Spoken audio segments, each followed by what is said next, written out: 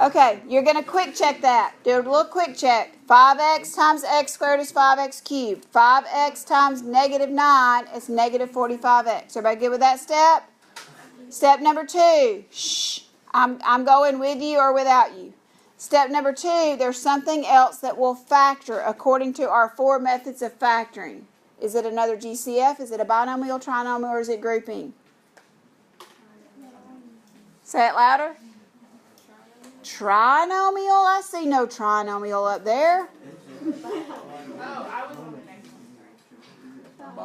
Binomial. I see this binomial right here. It's one of our ways that we can factor. That's called the difference of two perfect squares. You have to factor until you can't factor anymore. So your 5x comes down. X squared minus 9 is called the difference of squares. It's going to factor into two binomials, which we call conjugates. All right, you're going to do x times x. Are the signs the same or different? Different because the 9 is negative, and then we need two things that multiply to be 9 that are the same. 3 and 3. When you factor the difference of two perfect squares, you'll always have an x and an x and a 3 and a 3, or an x and an x and a 5 and a 5, or whatever. The first two terms will be the same. The last two will be the same except for the signs. Will any of those terms factor again? X. Will x factor again? Is there a GCF, a binomial, trinomial, or any kind of... Okay? It may take you a while for you to even know that you're done. You're done on number 66. Okay? You're going to have to practice this, guys. All right, 68. I am videoing these, so if you need to go back and look at something, then you can. All right, 68. 6x squared minus 18x minus 60. What are you always going to ask yourself first? Is there a GCF? Is there? Yes. What's the biggest number that I can factor out of all the terms? 6. That's just going to make your life easier. Okay, we're going to factor out a 6. 6 times what is 6x squared? X squared. 6 times what is negative 18x? Negative 3x. Good. And 6 times what is negative 60? Negative 10. Good. Okay. Now we're left with x squared minus 3x minus 10, which is a what? It's a trinomial, so it's probably going to factor again. So bring down your 6. Trinomials, if they factor, will factor into two binomials. Is this an easy trinomial or a hard trinomial? It's easy because there's an understood 1 in front of that x squared. So you're going to do x times x. Are the signs the same or different? Different. Why are they different? Yeah. The signs in my binomials are going to be different because I've got to multiply to get a negative 10. Now this is where you can say what multiplies to be negative 10 and combines to be negative 3. 5 and 2. Which one's got to be negative? The 5's got to be negative and the 2 has got to be positive, because a negative 5 and a positive 2 combine to be your negative 3 in the middle term. You don't really have to check those because that's an easier trinomial. Questions about 68? Questions about 68? All right, let's look at 70. On your calendar, I think I had a typo, and I think that just had a 0 in it instead of a 70, but we're doing 70. 7x to the 4th minus 7. 7x to the 4th minus 7. When you're taking notes, guys, try to make your brain turn on and make sure you're just not copying stuff down and you're not thinking. Okay? Think as you're taking your notes. Is there a GCF? Yes, 7. Awesome. What do you get when you factor out a 7? X to the 4th minus 1. Do a little quick check and make sure that 7 times x to the 4th minus 1 is 7x to the 4th minus 7. Everybody agree with that? All right, now x to the 4th minus 1 is a binomial. What type of binomial is this on your reference sheet?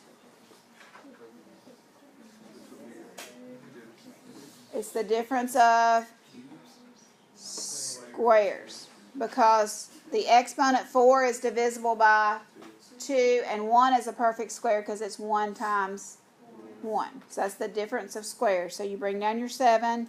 The difference of squares factors into two binomials that we call what?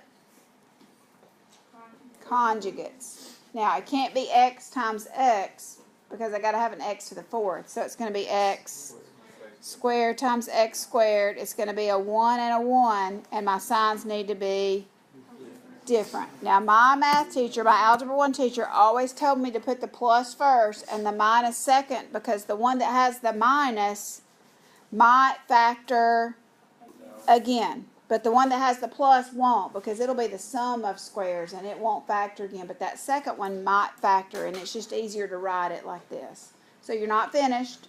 The difference of squares is like the Energizer Bunny. It keeps going and going and going and going sometimes. So the difference of squares could factor multiple times.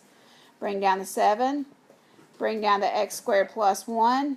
And then x squared minus 1 factors into 2 more binomials and you'll be finished. What 2 binomials multiply to be x squared minus 1? X plus 1 and x minus 1. And then you'll take a look at all your factors, and once you really understand what you're doing, you're going to realize that none of those will factor again, and then you'll be finished. Okay? This is a tough section. Y'all going to have to just buckle down and make sure that you work all your problems and you ask questions. All right, 78. I chose 78 because I wanted to explain prime. Okay? 78 is prime. It will not factor. When something will not factor, we say that it is prime. All right, so let's talk about this, okay? Because over the years, a lot of people have argued with me that they have factored this problem that is prime, okay? First of all, this is a binomial, correct? There's only 3 binomials that you know how to factor. The difference of squares, which this is not the difference of squares. What is it? It's the sum of squares. The sum of squares will not factor. It is prime. And that's what this is. It's not one of your methods. And this is what a lot of people tell me. They say, well, yes, it does. It does factor. It factors into x. Don't write this down. It factors into x plus 6 times x minus 6. I have this right. It is not prime. Why is that not true? That's going to be x squared minus 36 if you multiply back together. And then I've had people that want to argue with me that x plus 6 times x plus 6 is x squared plus 36. But why is that not true? They don't cancel, and you get x squared plus 6x plus 6x, which is plus 12x plus 36. So you really get a trinomial when you multiply x plus 6 times x plus 6. So x squared plus 36, guys, will not factor. It's the sum of squares. And it won't factor. The sum of cubes will factor, but the sum of squares will not factor. All right, 80. Number 80. Rolling right along. Number 80. It's a clue. It's a clue. How many of y'all remember Blue's Clues? Blue's Clues. I know somebody in here watched Blue's Clues. Y'all are about that age. Okay, if we're factoring, what's our clue here to our method? There's 4 of them. Okay, so you can check for a GCF, but there's not a GCF in all 4. But because there's 4 terms, this is grouping. First 2 and last 2, underline them. First 2 and last 2, underline them. What's the GCF between the first 2 terms? X squared. X squared times what is x cubed? X. X squared times what is 2x squared? 2. Plus 2 or minus 2? Plus 2. Quick check that. You sure you factored that correctly? Okay. Now, if I got x plus 2, what's this other group going to be? X plus 2. And now you just got to figure out what are you going to put in front of that second group that's going to give you a negative x minus 2? A negative 1. Now you're going to factor out your group. And what do you get? What are you going to get when you factor out your group? X squared minus 1. And you can factor x squared minus 1 because it's the difference of perfect squares. Okay, the x plus 2 is factored as far as it will go. So you bring the x plus 2 down, and then x squared minus 1 is going to factor into x plus 1 and x minus 1.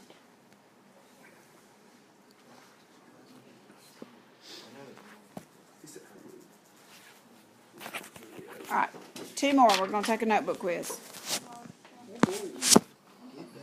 Okay, just when you thought it couldn't get any worse, here it goes. Exponents that are fractions.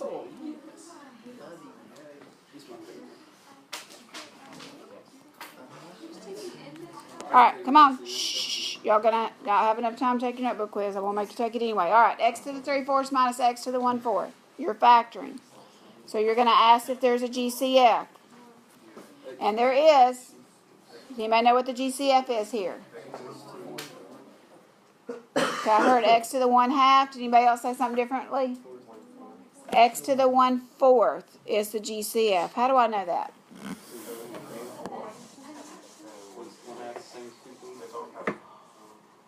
Both terms have an x, and 1/4 is the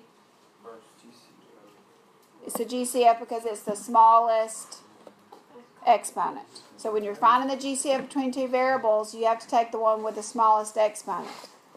All right, here we go. This is the part that a lot of people don't get. When you're trying to find something to multiply right here, you got to have an x. But the exponent has to add with 1/4 to give you 3/4, because when you're multiplying those x's, you're adding the exponents. So what's going to add with 1/4 to give you 3/4?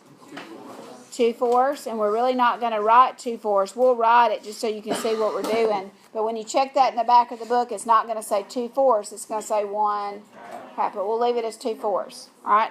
Then you got to find a variable here, okay, or a number. X to the 1/4 times what is negative x to the 1/4? Same variable here. So you don't need another x. You just need a -1. Okay?